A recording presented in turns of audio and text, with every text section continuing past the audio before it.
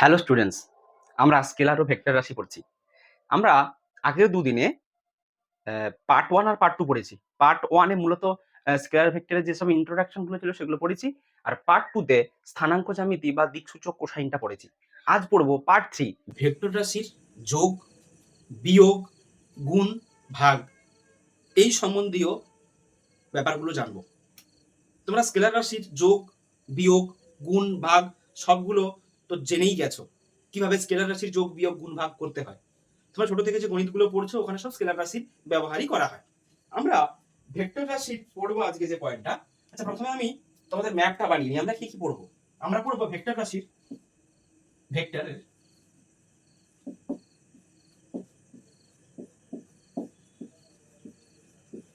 যোগ, যোগে দুটো সূত্র আছে, তিনটে সূত্র: ত্রিভুজ সূত্র, সামান্তরিক সূত্র আর বহুভুজ সূত্র। তারপর পড়বো ভেক্টরের বিয়োগ, তারপর পড়বো ভেক্টরের গুণ। গুণ দুই প্রকার, স্কেলার গুণ আর ভেক্টর গুণ। আমরা তারপর পড়বো ভেক্টরের ভাগ, উপাংশ বিভাজন। বুঝতে পেরেছো? চলো আমরা এখন পড়বো ভেক্টর রাশির যোগ। হেডিং দাও, হেডিং দাও ভেক্টর রাশির যোগ। ভেক্টরের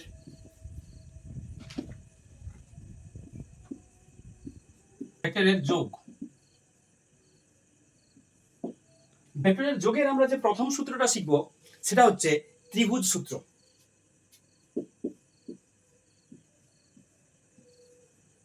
ত্রিভুজ সূত্র, ভেক্টর যোগের ত্রিভুজ সূত্র আমরা শিখব।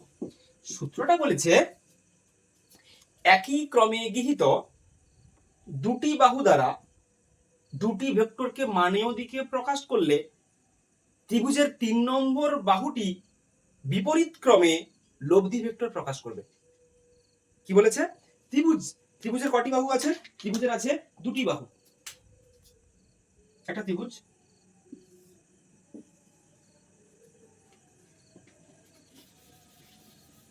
এগুলো না, এটা একটা ত্রিভুজ। এই ত্রিভুজের এটা একটা এবিসি ত্রিভুজ। এই ত্রিভুজের তিনটে বাহু আছে। এই তিনটে বাহুর মধ্যে আমি বলেছি একই ক্রমে গৃহীত দুটি বাহু নেব।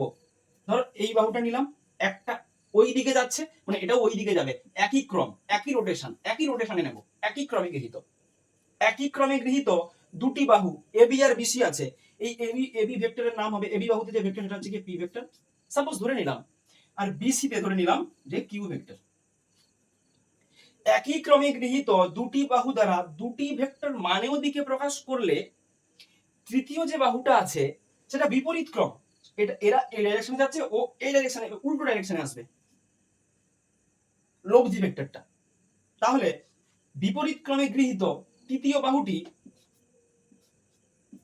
লব্ধি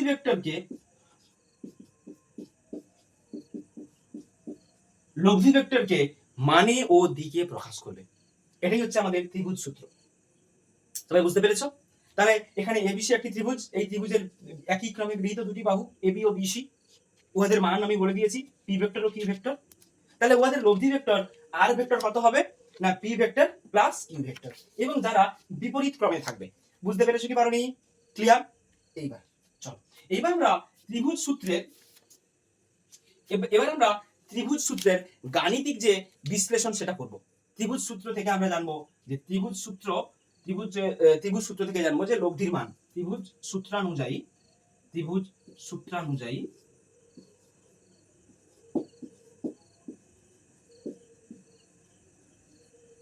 লব্ধির মান ও দিক নির্ণয়।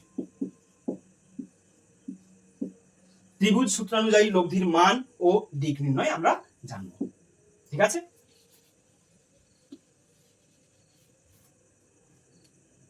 এখানে আমি সবকিছু বলে রেখেছি যে এবিসি একটি ত্রিভুজ। এই ত্রিভুজের একই ক্রমে গৃহীত দুটি বাহু এবি ও বিসি। এই এবি বাহুতে যে ভেক্টর সেটা হচ্ছে গিয়ে পি ভেক্টর, আর বিসির ভেক্টর হচ্ছে গিয়ে কিউ ভেক্টর, আর এসি হচ্ছে আর ভেক্টর। প্রদত্ত দেওয়া আছে এগুলো, ঠিক আছে। তাহলে ত্রিভুজ সূত্র অনুযায়ী আমাকে লব্ধির মানটা বের করতে হবে। লব্ধির মান বের করার আগে আমরা একটা অঙ্কন করব। অঙ্কনটা হচ্ছে এ বি বাহুকে আমরা একটু বর্ধিত করে নেব, আর সি থেকে একটা লম্ব অঙ্কন করব। করে নিলাম। এবার আমরা বললাম যে এই এ বি বর্ধিত হয়ে কোন বিন্দুতে পৌঁছেছে? ই বিন্দুতে, আর সিই হচ্ছে একটা লম্ব। এখন এই এ ই বাহুটা বিসি বাহুর সঙ্গে ধরি থিটা কোণ করেছে। কি কোণ করেছে? থিটা কোণ। তাহলে এই এ ই আর সি এটা একটা সমকোণী ত্রিভুজ তৈরি হচ্ছে। সমকোণী ত্রিভুজে কোন সূত্র যায়? সমকোণী ত্রিভুজে কোন সূত্র যায়? আমরা অতিভুজ পেতে কোন সূত্র ব্যবহার করি? পিথাগোরাসের সূত্র। তাহলে লব্ধির মান আমরা পিথাগোরাসের সূত্র দিয়ে পাবো, ঠিক আছে। আমরা পাবো যে ত্রিভুজ এ ই সি থেকে পাই, ত্রিভুজ এ ই সি থেকে পাই কি পেলাম?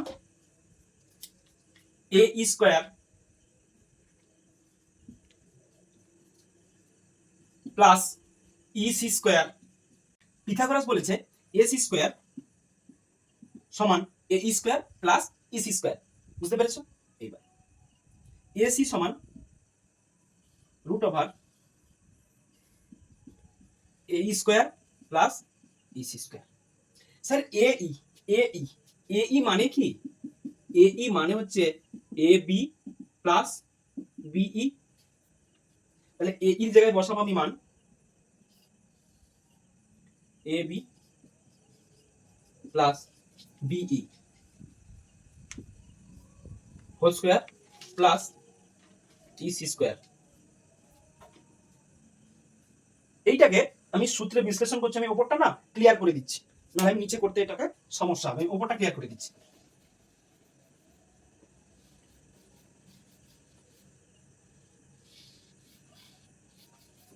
আমি এখান থেকে এবার ওপরের দিকে যাচ্ছি, ঠিক আছে। এসি সমান, তাহলে এসি সমান এটা সূত্রে ভাঙবে A square plus 2 AB into B E plus B E square plus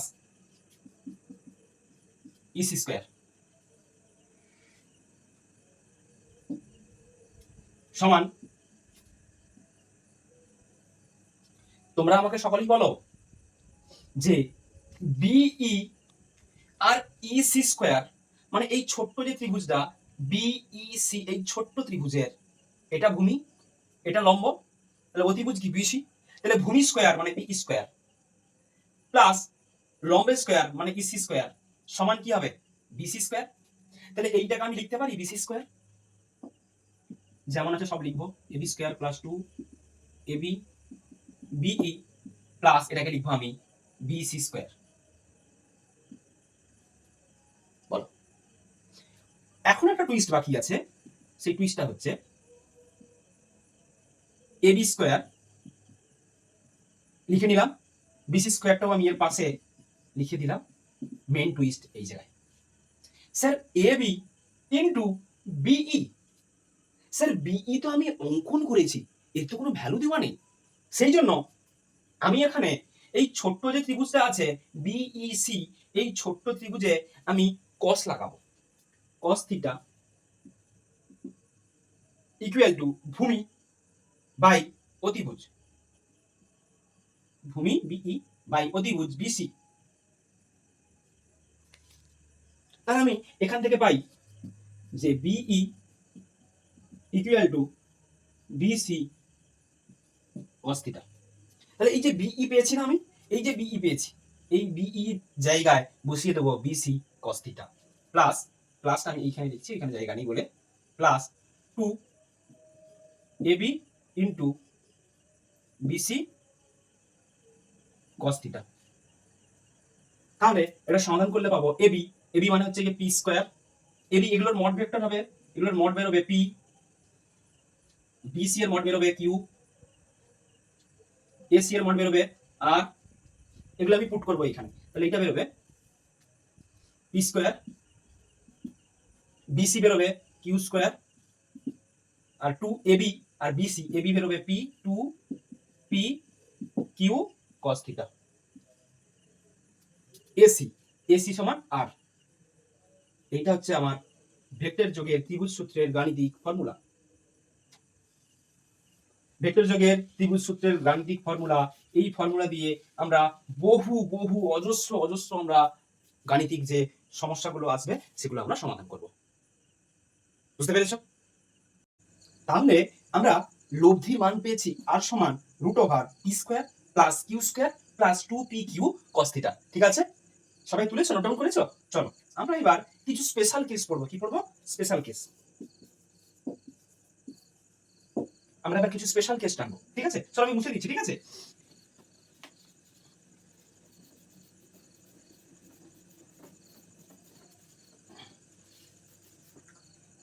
আর সমান কি পেলাম? আর সমান root over P square plus Q square plus 2p Q cos theta. Sir theta কি? না, আমি বলেছিলাম স্যার থিটা হচ্ছে এ ভেক্টর ও বি ভেক্টরের মধ্যবর্তী কোণ। এ ভেক্টর ও বি ভেক্টরের মধ্যবর্তী কোণ। এই থিটার মানের উপর ডিপেন্ড করে এই লব্ধি ভেক্টরের মান চেঞ্জ হবে। ঠিক আছে, এক নম্বর কেস লিখব, কেস নাম্বার 1। যদি থিটার ভ্যালু 90 ডিগ্রি হয়, যদি থিটা 90 ডিগ্রি হয় তাহলে cos থিটা কত হবে? মানে cos 90, cos থিটা মানে cos 90। cos 90 এর ভ্যালু কে বলতে পারে? cos 90 এর ভ্যালু কত? cos 90 এর ভ্যালু হচ্ছে গিয়ে 0। তাহলে এইখানটা 0 হয়ে যাবে। তাহলে আমরা r সমান লিখব root over p square plus q square plus 2p Q cos 90, আর cos 90 কে আমরা লিখে দেব 0। p square plus q square plus 2p Q into 0। তাহলে পুরোটাই 0 হয়ে যাবে। 0 এর সঙ্গে আমরা যে কোনো কিছুকে গুণ করলে পুরোটাই 0 হয়ে যায়। তাহলে এটা হয়ে যাবে p square plus q square, আর এদিকটা হয়ে গেল পুরোটাই 0। তাহলে যদি দুটো ভেক্টরের মধ্যবর্তী কোণ 90 ডিগ্রি হয় তখন লব্ধি r এর মান হবে p square plus q square. ঠিক আছে, তুলে নিয়েছো? চলো এবার আমরা দেখব কেস 2। কেস 2 তে থিটার মান হচ্ছে গিয়ে 0 ডিগ্রি। তাহলে cos 0 এর ভ্যালু কত? না, cos 0 এর ভ্যালু হচ্ছে গিয়ে 1। তাহলে আমরা পাই যে r equal to root over p square plus q square plus 2p Q cos 0, আর cos 0 মানে p square plus q square plus 2p Q into 1। cos 0 এর ভ্যালু হচ্ছে গিয়ে 1। ঠিক আছে, তাহলে 1 এর সঙ্গে আমরা যা কিছু গুণ করি সেটাই উত্তর আসে। তাহলে দেখো এটা a প্লাস b হোল স্কয়ারের স্টাইলে চলে এসেছে, p square plus q square plus 2p Q. এটাকে আমরা লিখতে পারি p plus q whole square. বলো লিখতে পারি কি পারি না? হোল স্কয়ার আর রুটটা কেটে চলে যাবে, কেটে পড়ে থাকবে p প্লাস q। তাহলে r এর মান বেরোবে যে p প্লাস q। কখন? যদি থিটা সমান 0 হয়। এবং বলা হয়েছে r এর মান এটাই হচ্ছে সবচেয়ে ম্যাক্সিমাম, ম্যাক্সিমাম সর্বোচ্চ মান যদি দুটো ভেক্টরের মধ্যবর্তী কোণ 0 ডিগ্রি হয়। মানে 0 ডিগ্রির কথার অর্থ কি? তাহলে দুটো কি ভেক্টর? দুটি সমান ভেক্টর যাদের অভিমুখ একই দিকে আছে, দুটি সমান ভেক্টর। সমান ভেক্টরদের লব্ধি হয় maximum p plus q। p vector তার সঙ্গে সিম্পল যোগ করে দেবো আমরা, যোগ করলে পেয়ে যাবো। ঠিক আছে, এবার আসবো আমরা কেস 3। হয়ে গেছে, বুঝলাম।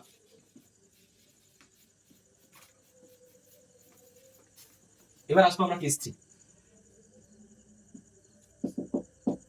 কেস 3 তে বলেছে theta equal two 180 degree, theta equal two 180 degree, তাহলে cos 180 এর ভ্যালু কত? -1। আমরা লব্ধির মান r ইকুয়াল টু পেলাম √r p square plus q square plus 2pq cos 180,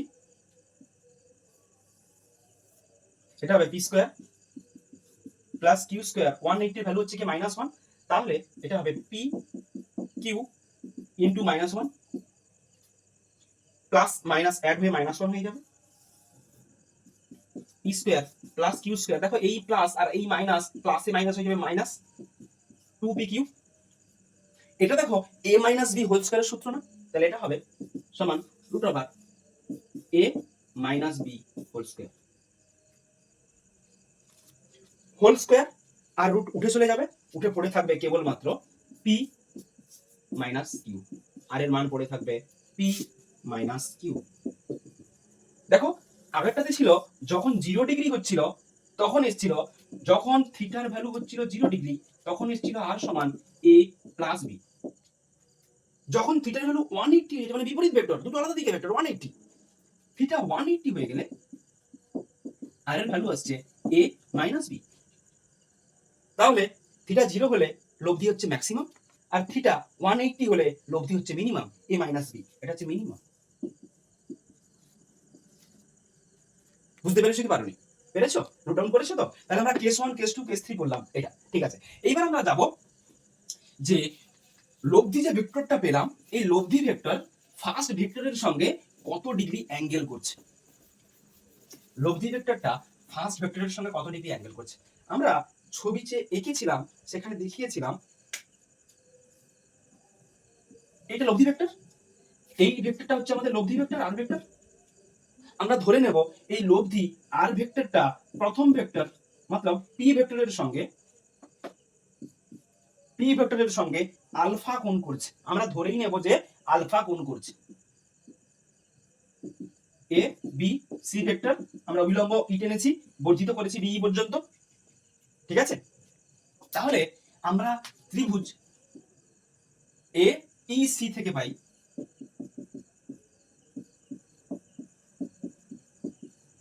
আমরা এ ই সি থেকে কি পাই,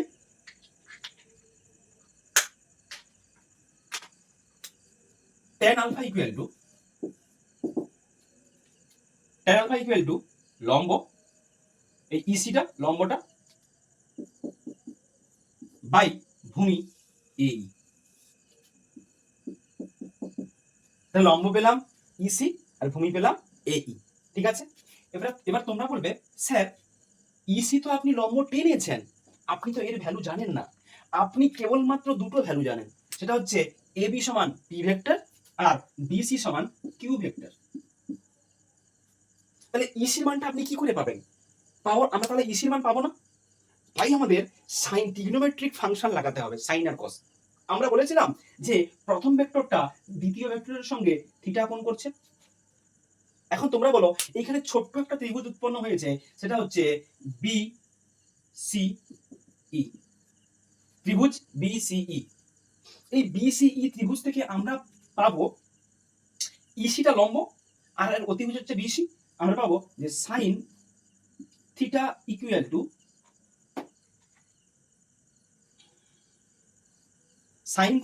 টু লম্ব মানে ইসি বাই অতিভুজ বিসি।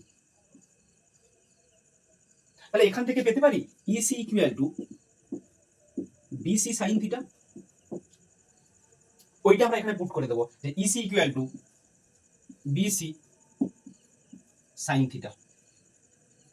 আবার এই মানে হচ্ছে এ বি প্লাস বিই, ওইটা নিচে লিখবো এ বি প্লাস বিই, আমরা বিইরও মান জানি না, তাহলে এই বিইসি ত্রিভুজের ক্ষেত্রে বিই হচ্ছে লম্ব আর বিসি হচ্ছে কি অতিভুজ, আমরা নেক্সট যে ট্রিগনোমেট্রিক ফাংশনটা লাগাবো সেটা হচ্ছে cos theta, cos theta equal to ভূমি বিই বাই অতিভুজ বিসি।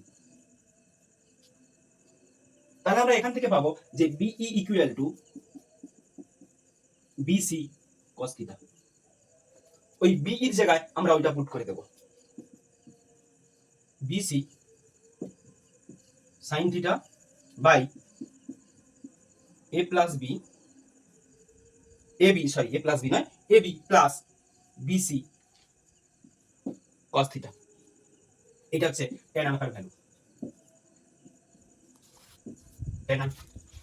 বা আমরা তো চেয়েছি angle alpha equal to tan inverse BC. BC মানে কত? বিসি মানে হচ্ছে গিয়ে কিউ, মড বিসি ভেক্টর মানে হচ্ছে গিয়ে কিউ, আর মড এবি মানে হচ্ছে গিয়ে পি, আর মড এসি মানে হচ্ছে গিয়ে আর। তাহলে বিসি এর ভ্যালু বসিয়ে দেব Q sine theta by A B হচ্ছে P plus Q cos theta. এটা হচ্ছে আলফার ভ্যালু। বলো এনি ডাউট রয়েছে কারণ? এইটা ভালো করে করতে হবে, ত্রিভুজ সূত্রটা ভালো করে করতে হবে, কারণ আমরা ত্রিভুজ সূত্রের উপর দাঁড়িয়েই সামন্তরিক সূত্র শিখবো। সেখানে কিন্তু আমরা এতটুকু রেডিয়েশন করবো না, আমরা ড্রয়িং আঁকবো আর সেম জিনিস ওভারল্যাপিং করে চলে যাব। ঠিক আছে, হেডিং দাও সামন্তরিক সূত্র।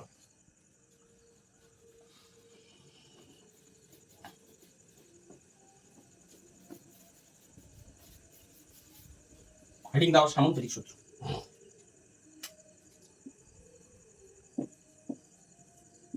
সামন্তরিক সূত্র। সামন্তরিক সূত্র কি বলেছে? কোন সামন্তরিকে সন্নিহিত দুটি বাহু থাকবে। সন্নিহিত মানে পর পর।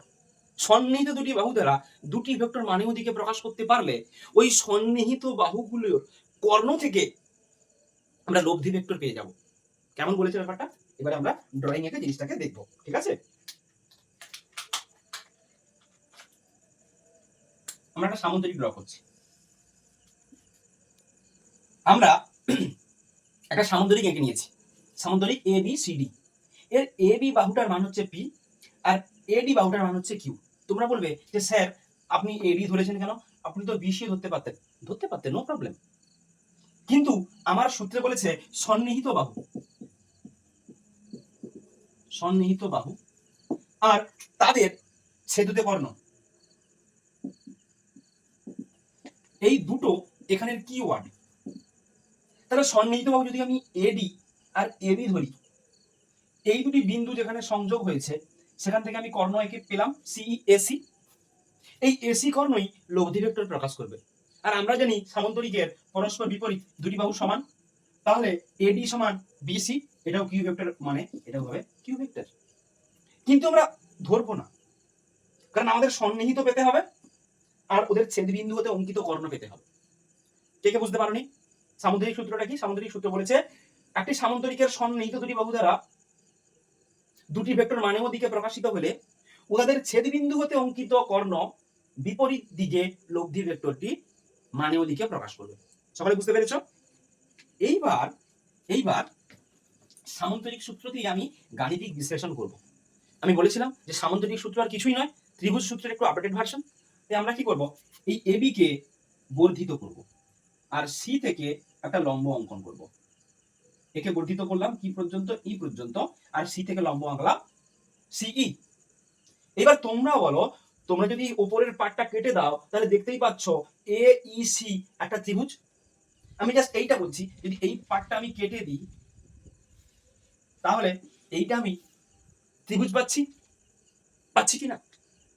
এইবার ত্রিভুজ সূত্রে আমরা যা যা শিখেছিলাম একই রকম এখানে আমরা কপি পেস্ট করব।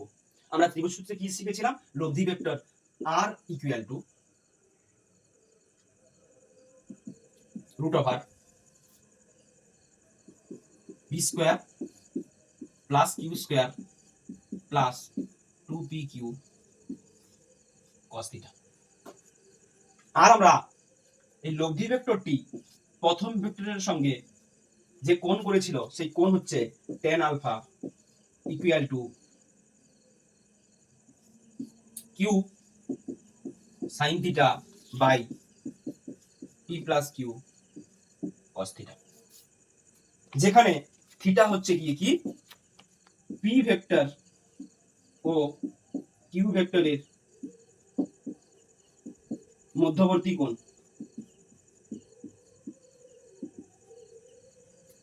আর আলফাটা কি?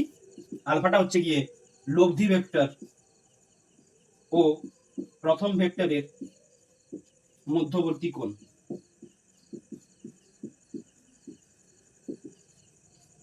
বুঝতে পেরেছো কি পারোনি? পাক্কা বুঝতে পেরেছো?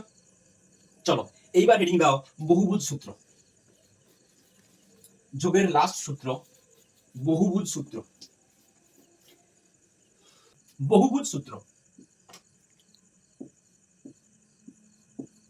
বহুভুজ সূত্র। বহুভুজ সূত্রটি বলেছে একটা বহুভুজ তোমরা কাকে বলবে না, যদি তার বাহুর সংখ্যা 3 থেকে বেশি হয় সে বহুভুজের আন্ডারে পড়ে যাবে। বহুভুজ মানে অনেক বাহু থাকবে, 5টা 6টা 7টা যতগুলো থাকতে পারে। তো এখানে বলেছে যে বহুভুজের তো অনেকগুলো বাহু আছে, বলেছে একই ক্রমে গৃহীত, ধর একটা বহুভুজের n সংখ্যক বাহু আছে, একই ক্রমে গৃহীত n-1 সংখ্যক বাহু দ্বারা অনেকগুলি ভেক্টরকে যদি আমরা প্রকাশ করি তাহলে n তম বাহুটি বিপরীত ক্রমে লব্ধি ভেক্টরকে প্রকাশ করবে। আমরা একটা ছবির মাধ্যমে এটা তোমাদের দেখাচ্ছি। চিত্রে একটি বহুভুজ আমরা এঁকেছি, এর নাম দিয়ে দিই A B C D E F. এখানে কতগুলো বাহু তোমরা দেখতে পাচ্ছ? মোট 6টি বাহু দেখতে পাচ্ছ।